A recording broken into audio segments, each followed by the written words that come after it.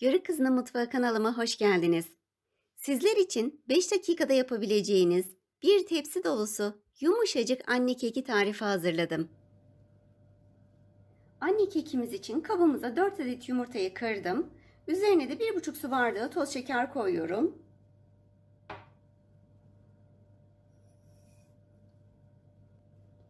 Köpük köpük olana kadar mikserle çırpıyorum.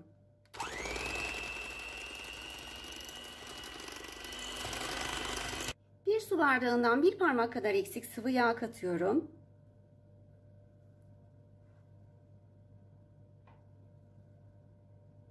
Bir su bardağı da süt ekliyorum.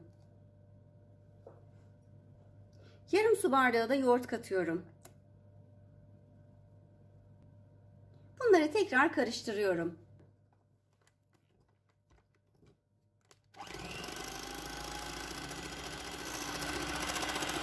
Sıvı karışımların üzerine elenmiş 3 su bardağı un katıyorum. 1 paket vanilya,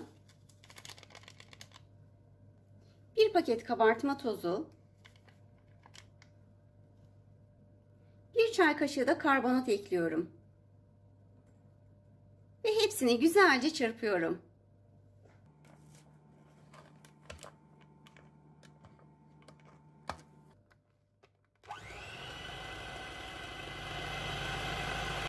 Kek harcımız hazır.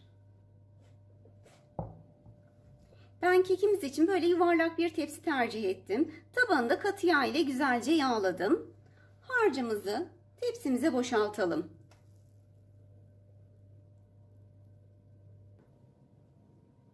Ve her tarafına yayalım. Bir iki defa da tepsimizi vuralım.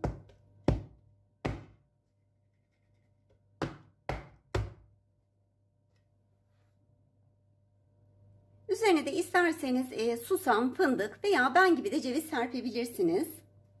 İri parçalanmış cevizler serpiyorum. Kekimiz fırına gitmeye hazır. Kekimizi 170 derecedeki fırına verelim. Eğer fırınınız hızlı pişiriyorsa 160 derecedeki fırına vermenizi öneririm.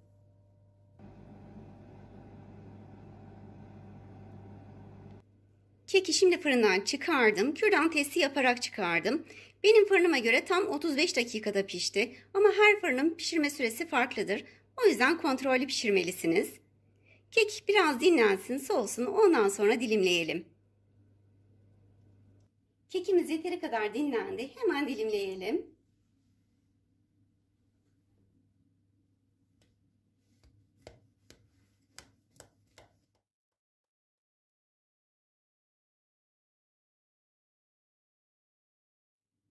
Gerçekten sünger gibi nefis bir kek. Kesinlikle yapmanızı tavsiye ederim. Daha sonraki videolarımda görüşmek üzere. Allah'a emanet olun. Kanalıma abone olmayı, daha sonraki videolarımdan haberdar olabilmek için zile basarak bildirimleri açmayı, beğenmeyi ve yorum yapmayı unutmayın.